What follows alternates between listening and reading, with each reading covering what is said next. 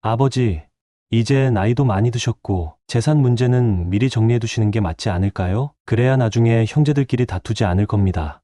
맞아요. 사실 우리도 궁금하긴 했어요. 아버지께서 어떤 계획을 가지고 계신지요. 안 그러면 괜히 나중에 문제될까봐 걱정되네요. 아니, 너희들 지금 당장 그걸 얘기할 필요가 있어? 아버지가 아직 건강하시잖아. 오늘은 생신날이야. 그런 문제는 나중에 이야기해도 되잖아. 그만!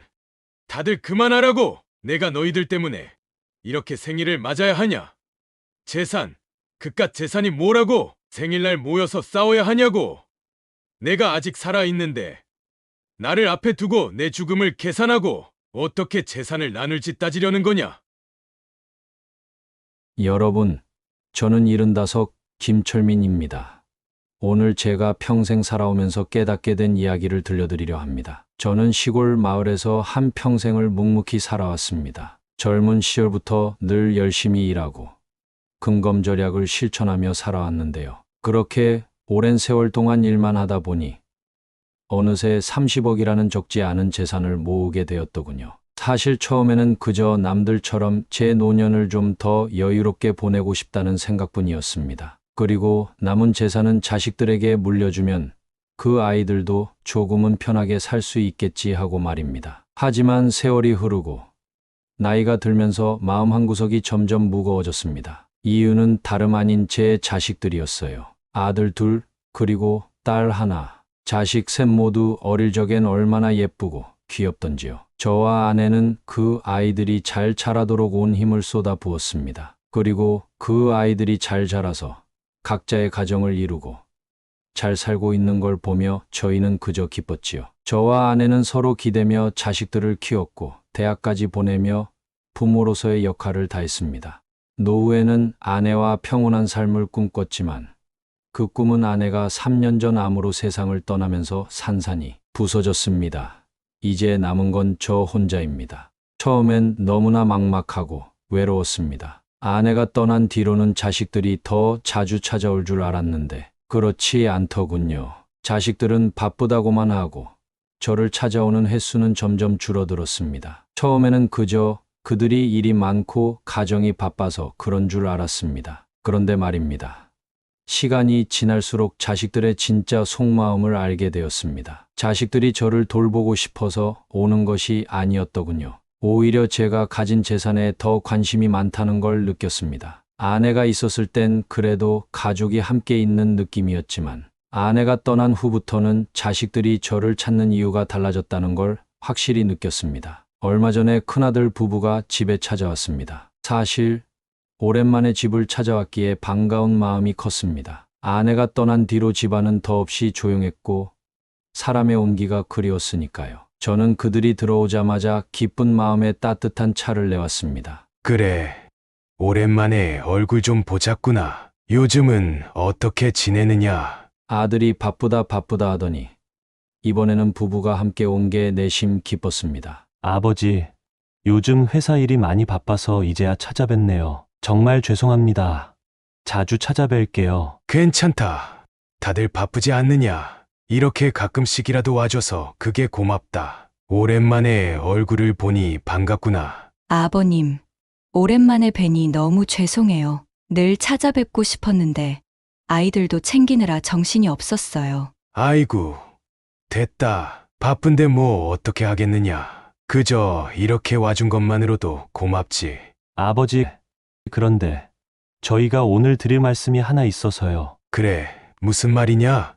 말해보거라. 아버지, 요즘 저희가 고민이 많습니다. 사실 요즘 경제 상황이 좋지 않아서 저희도 좀 힘들어요. 그래서 아버지께서 남기실 재산에 대해 좀 상의를 드리고 싶습니다. 재산, 너희가 나한테 그 이야기를 하려고 온 거냐? 아버님, 그저 저희는 아버님의 뜻이 궁금해서요. 또 저희도 미리 계획을 세워야 할 것 같아서요. 그래, 그럼 내 말은 내가 죽은 후에 어떻게 할 건지 벌써 궁금해진 것이냐? 내가 아직 살아있지 않느냐?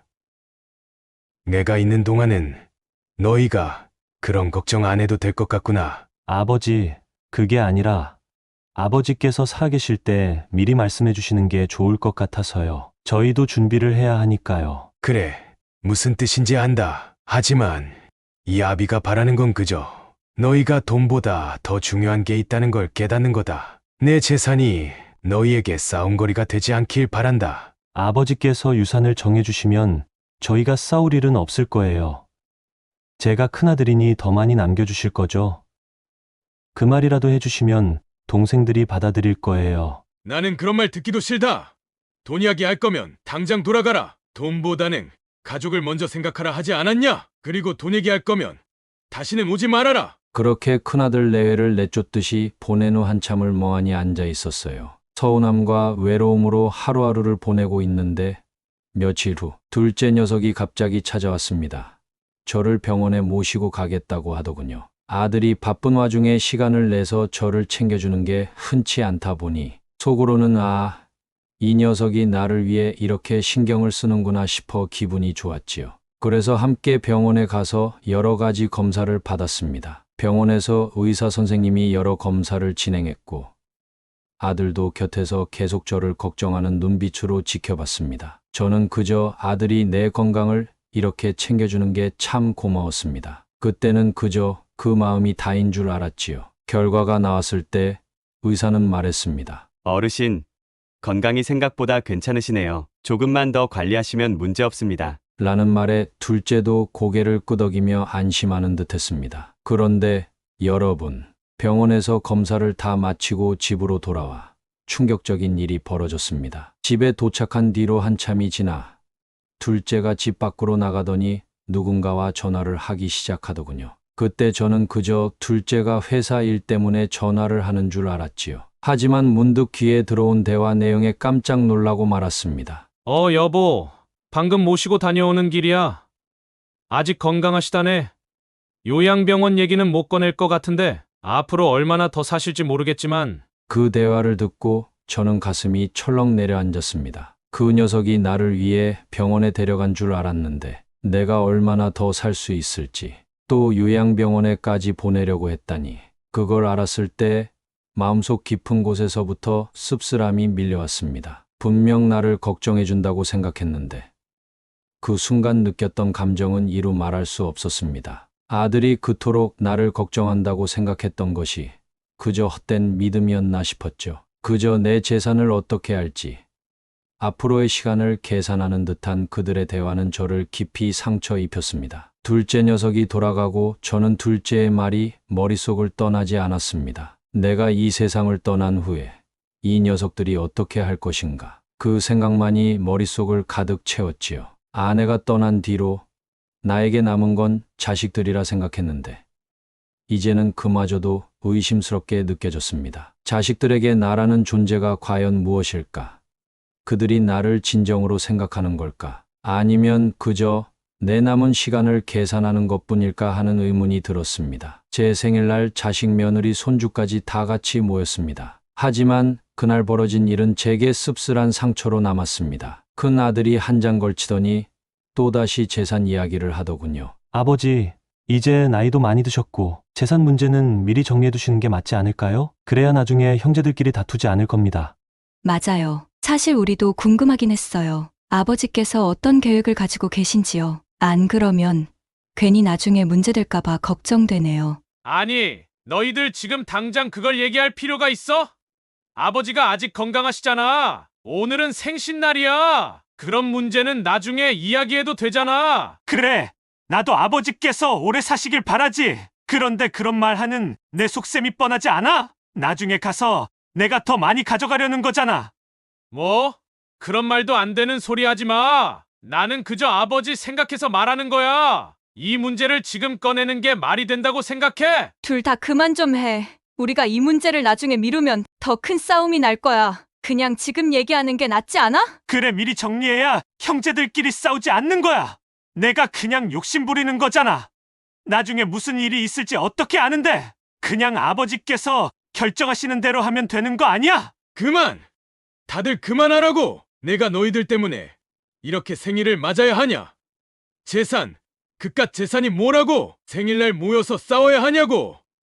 내가 아직 살아있는데 나를 앞에 두고 내 죽음을 계산하고 어떻게 재산을 나눌지 따지려는 거냐? 아버지, 그게 아니고 아니긴 뭐가 아니야. 너희는 내 마음도 모르고 내가 아직 살아있다는 사실도 잊은 거냐? 재산이 그렇게 중요하냐? 나보다 그 돈이 더 중요하냐고. 아버지, 죄송합니다. 그건 됐어. 다 나가라. 다들 나가. 나 혼자 있고 싶다. 더 이상 너희들 얼굴 보고 싶지도 않다. 저는 혼자 남아 생일 케이크 앞에 앉아 있었습니다. 그때 느꼈던 감정은 이루 말할 수 없을 만큼 쓸쓸했습니다. 저는 오랜 고민 끝에 중요한 결정을 내렸습니다. 더 이상 이 재산이 아이들 사이에서 다툼의 원인이 되지 않도록 그들에게 물려주지 않기로 말입니다. 그 대신 제가 평생을 함께해온 이 지역 사회에 기부하기로 결심했습니다. 마을 사람들, 이웃들, 그리고 그동안 저를 도와준 모든 이들에게 이 재산이 더 나은 쓰임새를 가질 거라고 믿었어요. 그리고 또 하나의 결단을 내렸습니다. 그게 바로 요양병원에 스스로 들어가는 것이었죠. 자식들에게 부담을 주지 않고 그들의 욕심에서 벗어나 저만의 선택을 하기 위해서였습니다. 사실 자식들이 저를 모실 생각조차 하지 않았다는 걸 저는 잘 알고 있었습니다. 오히려 제가 요양병원에 가는 걸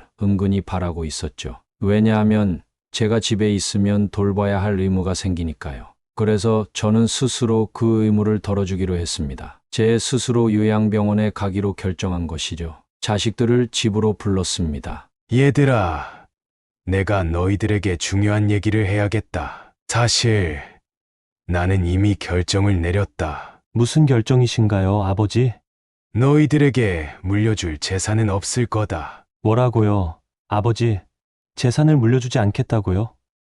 그게 무슨 말씀이세요? 아버지, 그게 무슨 말이에요? 평생 모으신 재산을 대체 어떻게 하셨다는 겁니까? 아버지, 설마 그 돈을 어디에 쓰셨다는 말씀이세요? 이미 다 기부했다. 내가 평생 모아온 그 돈은 더 이상 너희들 것이 아니다. 그 돈은 마을 사람들과 이웃들에게 도움이 되도록 쓸 거다. 아버지, 그 돈을 왜 기부하셨습니까? 그건 우리 가족을 위해 쓰셔야 하는 돈이었잖아요. 아버지, 이게 말이 된다고 생각하세요? 우리가 아버지 덕분에 좀 더 편하게 살 수 있는 기회를 그냥 날려버리신 겁니다. 아버지, 너무 하세요. 왜 우리한테 상의도 안 하시고 그런 결정을 하신 건가요?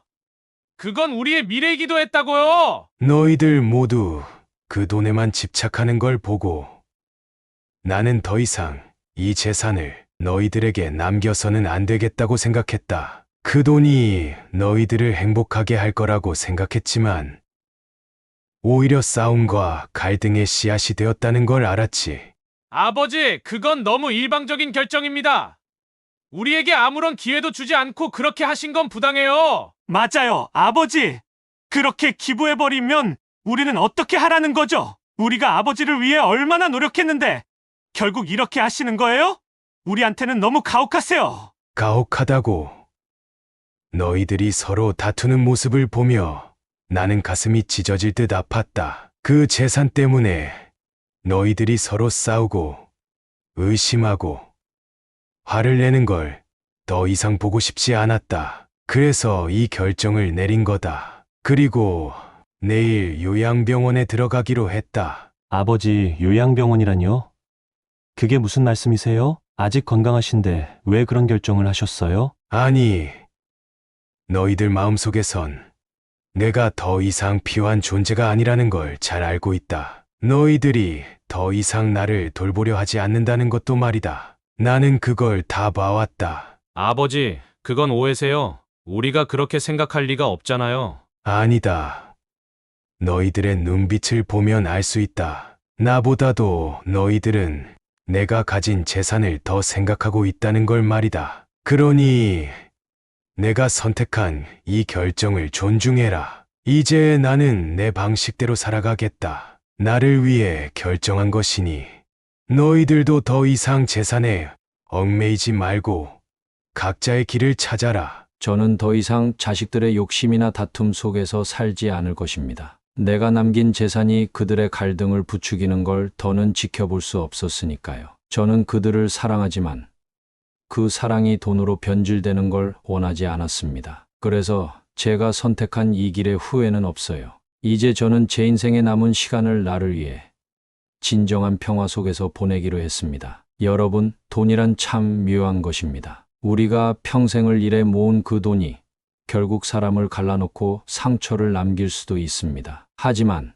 돈이 전부는 아닙니다. 진정한 가족의 의미는 돈으로 만들어지는 것이 아니라 서로를 진심으로 이해하고 사랑하는 데서 오는 겁니다. 제가 선택한 길이 모두에게 정답일 수는 없겠지만 제 마음은 한결 가벼워졌습니다. 여러분도 삶에서 중요한 것을 놓치지 않길 바랍니다. 구독과 좋아요 눌러주시고 늘 건강하시길 기원합니다.